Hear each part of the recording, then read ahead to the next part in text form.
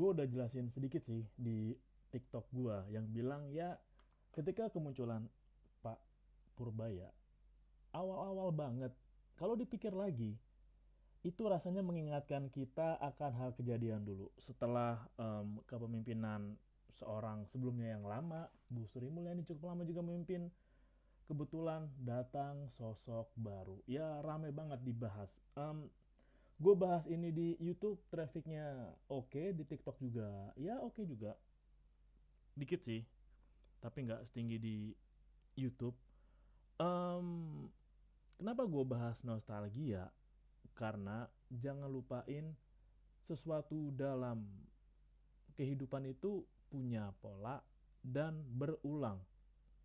Kalau lo pernah lihat siklus tahun-tahun kehidupan, di mana tahun ini lo mestinya investasi, di mana tahun ini lo mesti ngejaga investasi lo, di mana tahun berikutnya lo mesti ngejual investasi lo.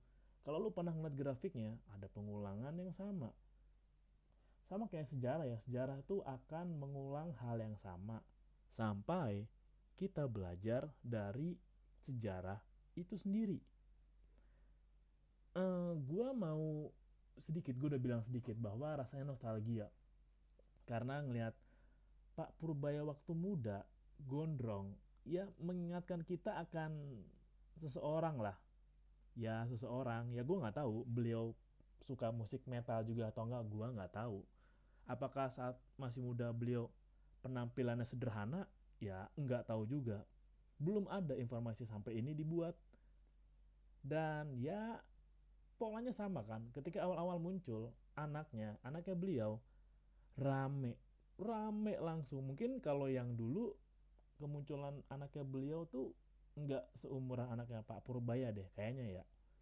Ya pernyataannya bikin rame tapi nggak sebikin rame anaknya Pak Purbaya. Menurut gua anaknya beliau lebih bikin rame sih karena ya pernyataannya cukup bisa dibilang antara konspirasi atau pendapat murni anaknya tahu sesuatu ya nggak tahu tapi ya masuk akal kalau ya udahlah namanya juga masih kayaknya umur 21-an atau 22 deh, masih ya bisa gue bilang masih masih kecil lah, belum belum ya masih kecil aja, belum bisa melihat dengan lebih luas lagi, ya masih kecil aja, nggak apa-apa kok.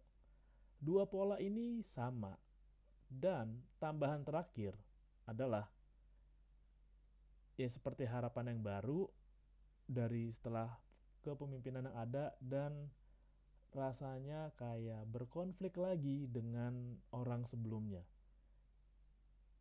Ada hampir kemiripan deh kalau lu perhatiin. Kalau yang sebelumnya kan berkonflik dengan siapa yang membawa dia, itu di tahun berikutnya. Kalau sekarang konfliknya deket-deket banget. Kita tahu, kalau lu baca berita, ada yang menuliskan kalau Pak Purba itu dulu orangnya Pak Luhut, mengikuti beliau lama. Ya bisa dibilang kalau lu baca artikelnya, sejarahnya lama. Jejak Pak Purbaya juga ya jadi lembaga kepuasan konsumen. Iya.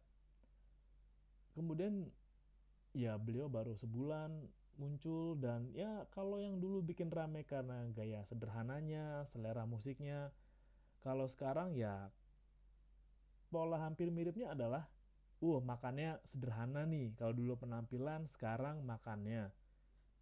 Kalau dulu soal kerja cepat, kalau sekarang dibahasnya asal ceplas-ceplos, dan saya mengikuti ini, saya mengikuti itu. Gue akan cerita sedikit kenapa ada pola pengulangan yang sama. Ini akan lompat sedikit tapi akan gue bawa ke depan.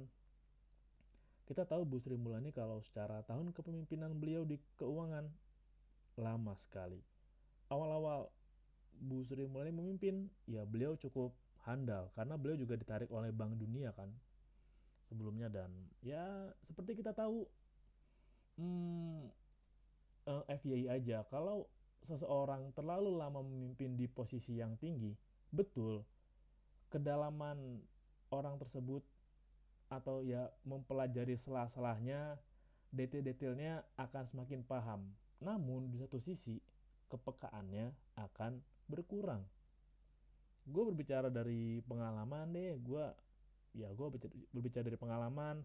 Ketika ada orang yang begitu lama memimpin, berada di puncak kepemimpinan, lama-lama kepekaannya akan berkurang.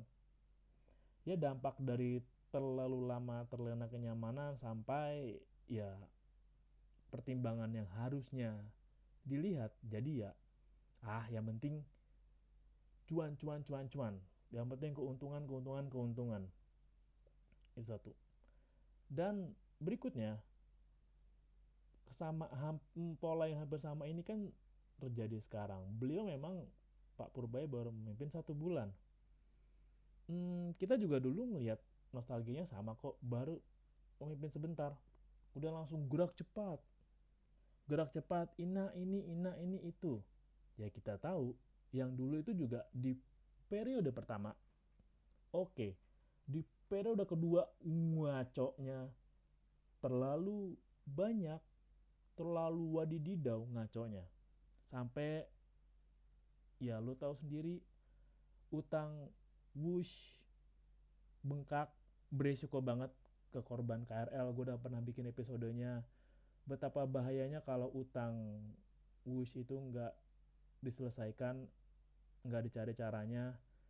Kalau lu baca juga, ya dulu wush dibuat karena udah yang penting bukan masalah untung rugi, dari situ aja udah wadididau. Dan ya bisa dilihat sekarang Pak Purbaya keputusannya nggak mau menyelesaikan itu dengan APBN. Iya, sampai ini dibuat update-nya demikian. Tapi yang lagi rame tuh pola yang